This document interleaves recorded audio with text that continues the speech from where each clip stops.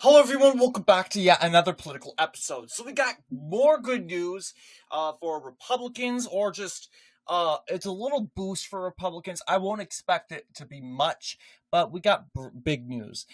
Tina Smith has decided not to run for re-election.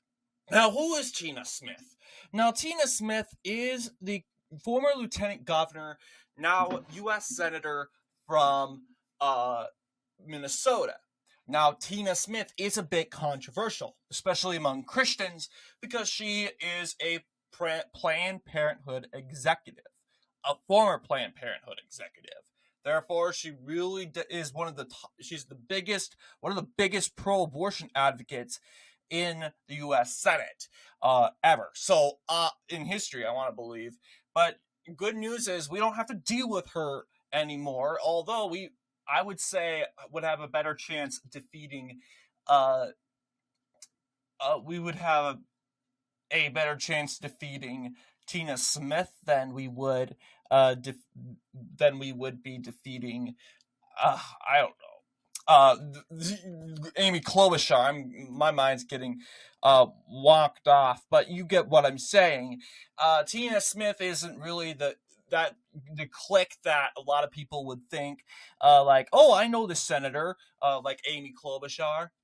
Tina Smith, obviously, looking at her electoral history, almost lost to Jason Lewis. She won about below 50%, even though Kevin O'Connor from the Legal Marijuana Now party was taking lots of votes from Smith.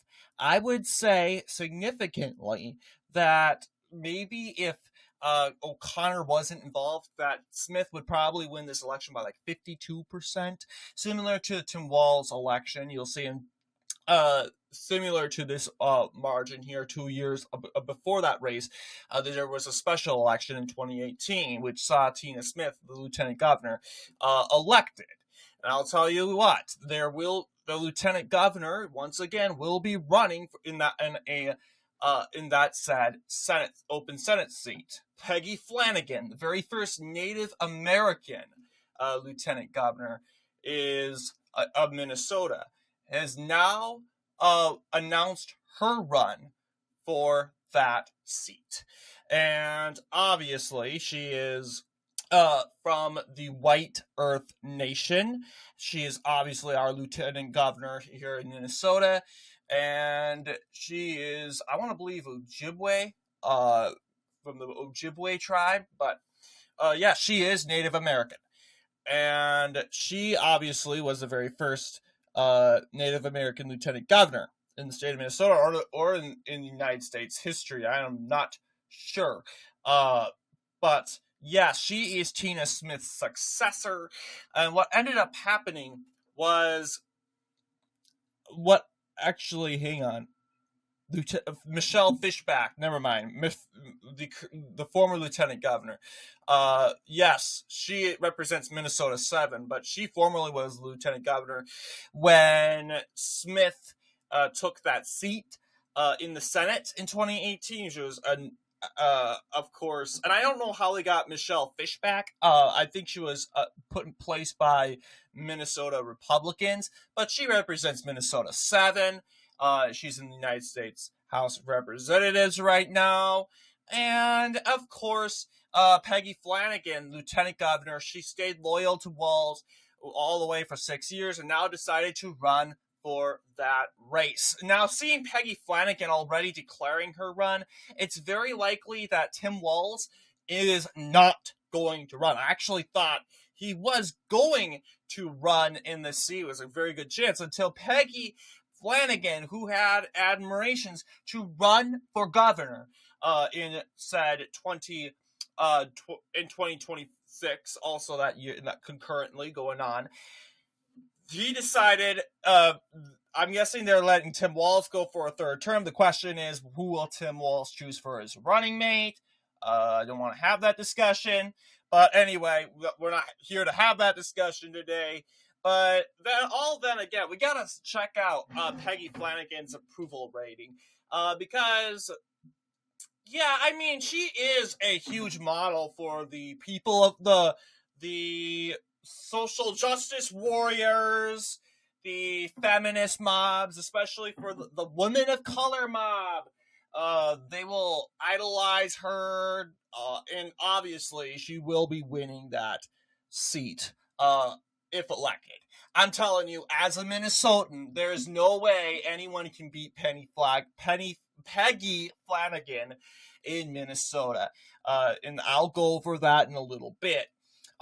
Even, I don't know if Tom Emmer would run, but I think it would be pretty close. But yeah, Tom Emmer has declined. He is committed to keep that Congress seat, which is really annoying.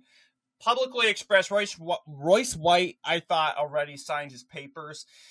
Adam Schwartz, I do not want him. He is not experienced. He is a retired Navy SEAL and veteran. He is running for this seat. He is the first not candidate in this said race. But like I said already, I'm not really enthused with him. But we need to understand Peggy Flanagan's approval and see Peggy Flanagan approval rating.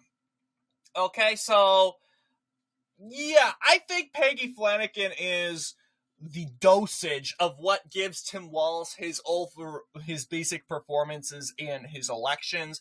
Like in 2018, people like Tim Walz until now. He is pretty unpopular in the state of Minnesota, but you'll see he has a 9-point rating.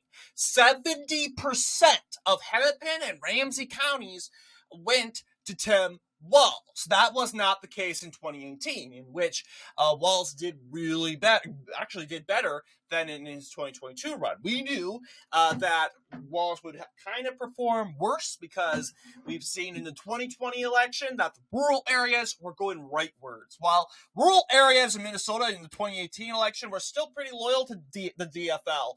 But now that wasn't the case anymore. Instead, we have these rural areas like Monoman County, right up here, a former Native American county, not so Native American anymore. It's now 60% Republican, while it went to Walz by a double-digit margin in 2018. It's a pretty red county now. That never used to be the case. Norman County was tied. That county went to Scott Jensen, the Republican nominee, by 57%. And in some elections, it went 60%. So it's a pretty red county. And even Bemidji, which holds in Beltrami County, which has Bemidji State University, which is why Beltrami County is a little bit blue. It's compatible in some elections. We know it voted for Amy Klobuchar 2024 because of that university. It's pretty red also. It's within 5 points, but it is pretty red. But looking obviously at the numbers, you'll see, yes, the reason why Walz did a little bit better was these rural areas carried him over. Even those rural areas are gone. A lot of college counties like Beltrami, Winona County, along with I think those are the only. Also, St. Cloud. Yes, St. Cloud. That has a university. Stearns County's always been Republican, though. I'm not too concerned.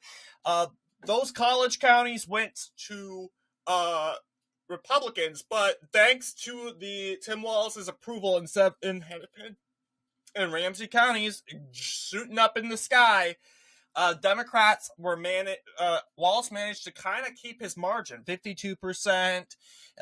He won this election in 2018 by 53%, went down by a little bit because of those rural areas. Scott Jensen flipped a lot of counties. But then again, it was pretty decisive, still a decisive win because of the hit of Mr. Governor Walz's performance in the Twin Cities. And we know how Kamala Harris performed in 2024. Now, keep in mind, people love Donald Trump, right?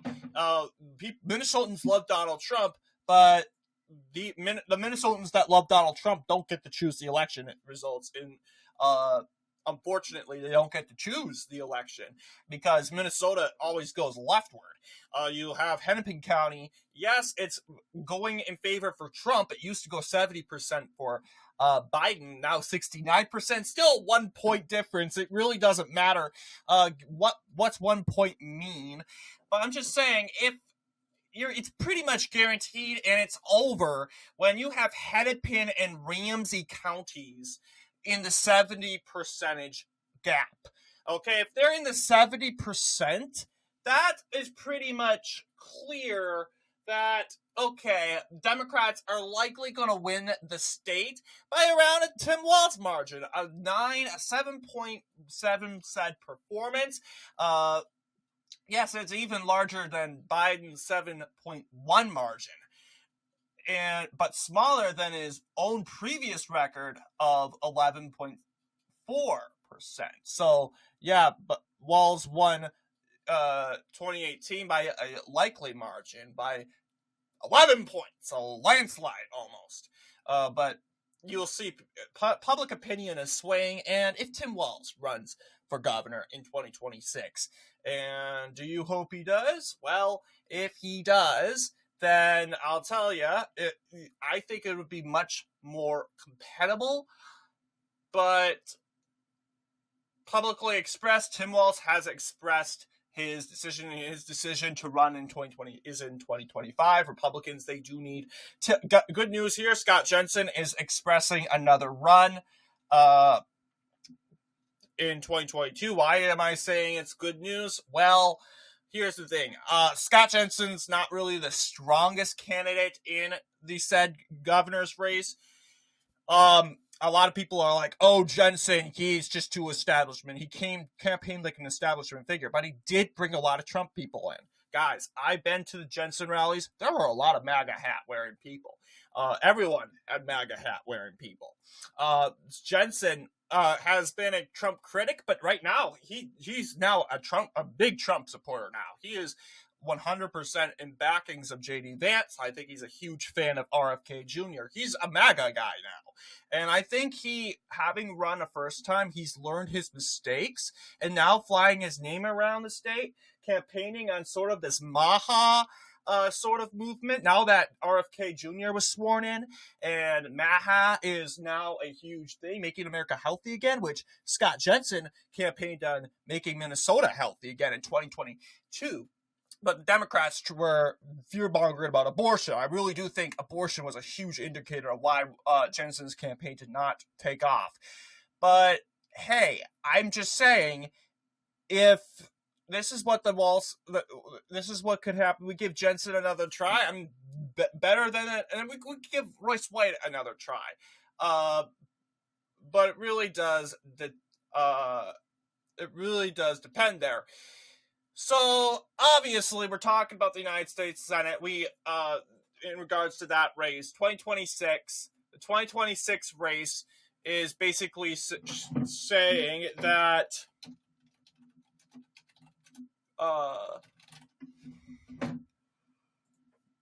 we have the lieutenant governor. She is running in that race. Adam Schwartz, hopefully don't. I think Royce White should run in this race. He's already saying he's likely to run in this Senate election out of everything else.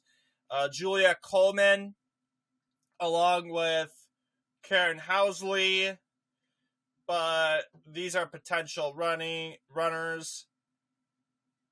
But let's see what our prediction would be in this election. I have yet to have found an approval rating for Miss Flanagan, but I can tell you that it doesn't really matter what our approval rating would be, because once she runs in this race, the Minnesota state media, and I'm telling you guys, they have done this to Tim Walz, they will be parading her around like a Kamala Harris. I don't think they would be making her like a Taylor Swift, but they will be saying, oh, person of color, Native American woman making history as first Native American woman, yada, yada, yada, and all this identity politics, yes, I think overall would bring more men to the Republican campaign. But let's be honest, Hennepin and Ramsey counties, very, very left-wing counties, all you got to do is increase and double the amount of turnout in Minneapolis, and there you go. You got blue Minnesota. So we got Flanagan, and we have, let's see. Let's go ahead and grab Schwartz. Okay. Adam Schwartz. Let's just say he's the only one running right now. And I would say this is what the election would look like. There are multiple, so obviously, no doubt about it, we know that Flanagan will carry the Iron Range. Pretty liberal. I was just up there. I see a lot of Trump flags, but they are very liberal up there. There are some people with MAGA Trump signs out there, but very liberal areas, especially Duluth.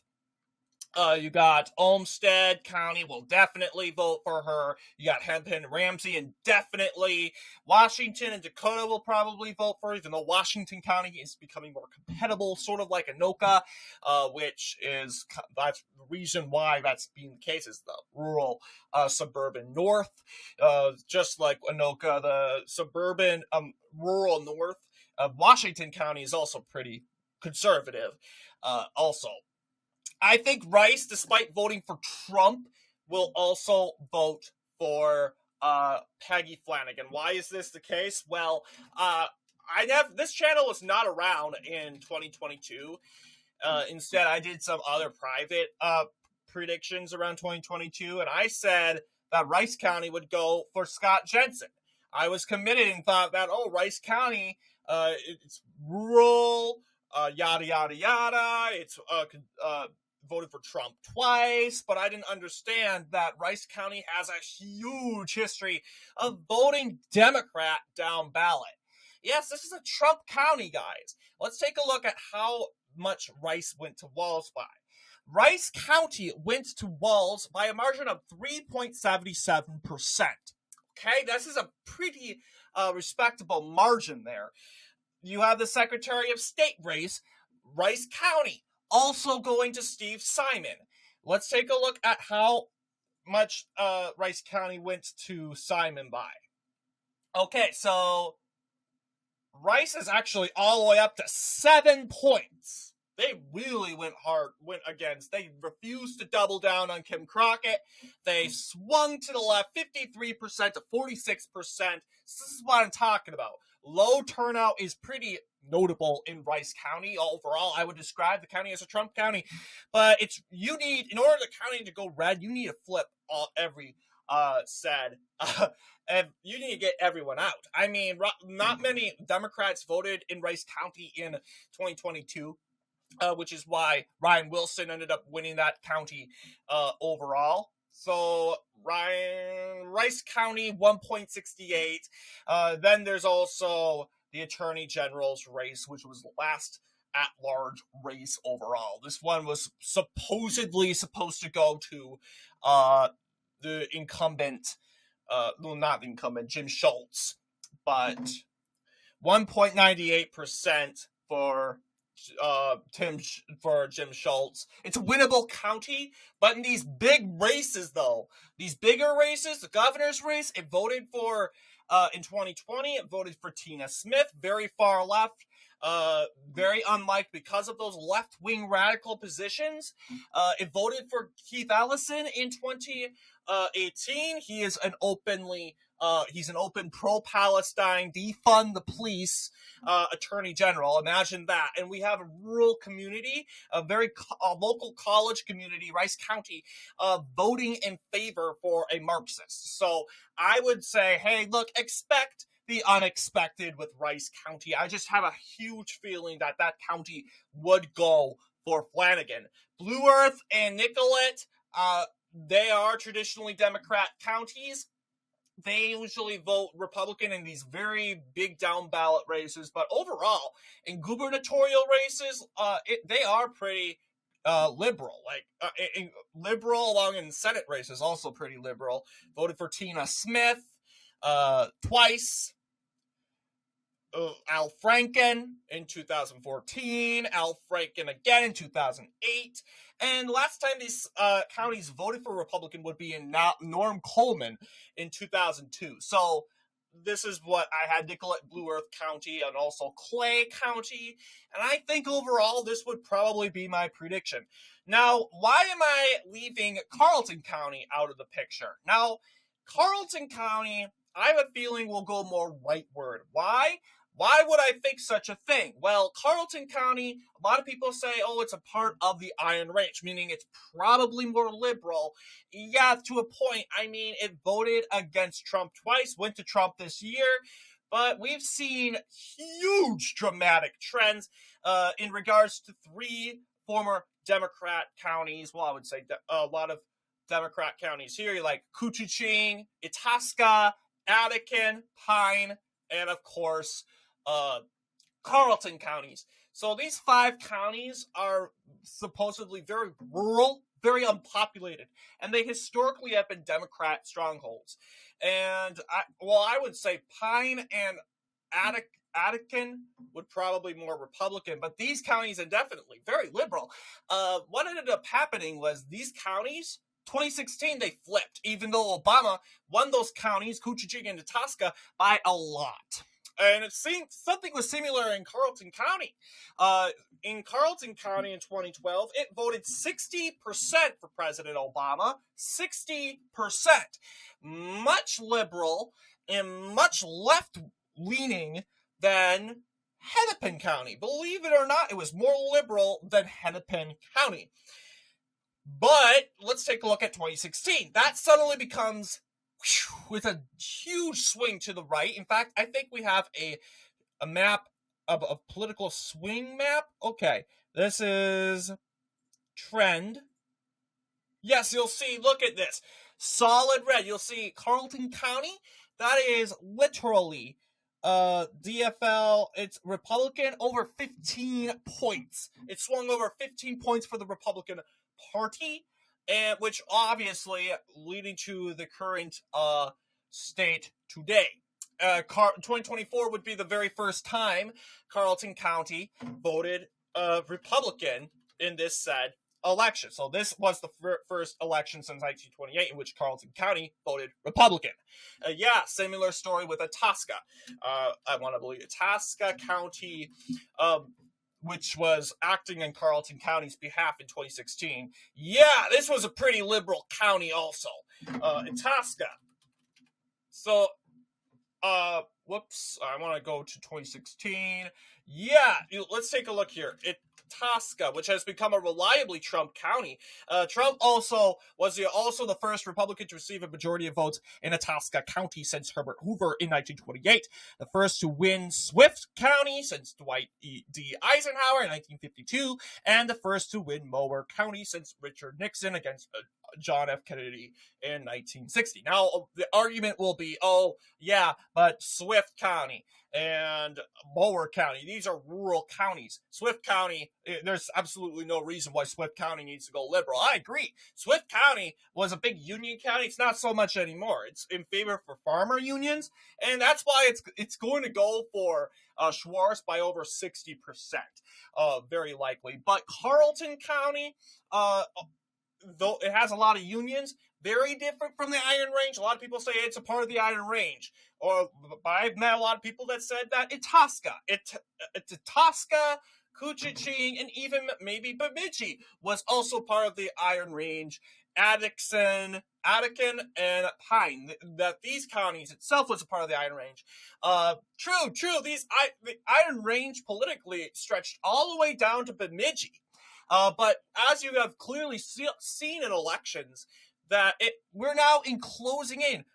Republicans are going forward, making closing in the Iron Range towards St. Louis County, 2018. Yes, you'll see Itasca went red. A lot of those former Al Franken counties went. Yeah, you'll see a lot of blue right here in the rural areas. Those are unionized farming counties. Yeah, now they're suddenly making it more rightward. And the only difference why Carleton County hasn't gone left yet is because of there are a lot of college students that live in Cloquet. There are a lot of college communities in Carleton. They're in these rural liberalized areas. There's also a lot of uh, traditional Democrat voters that are just too stubborn. They don't want to leave the Democrat base. And now it seems that the Democratic Party, it's become such a stigma in today's society, and that politics is evolving. Republicans are pushing MAHA, Make America Healthy Again. The idea that America needs to become more healthier, we get rid of this poison junk out of our food, positions that traditional Democrats like JFK was all for, having Americans take a jog a day, making Americans lose weight. This was traditional Kennedy-like policies. And now, out of the sudden, Democrats are saying, oh, don't be concerned about people and their weight. We shouldn't judge people in their weight. I'm not advocating for that, but we should be concerned. This is the American people, and obviously your taxpayer dollars are going to someone that's not taking care of themselves. So obviously the left wants to say this is bad, don't do it, you're judging, you're being fat phobic, blah, blah, blah, blah, blah. That's not resonating to ordinary American people, because Americans say are generally responsible people, and for generations, our parents have taught kids to be responsible, especially with their health. So that idea, so the Democrats suddenly go into these far left social policies in regards to transgender, having men compete in women's sports,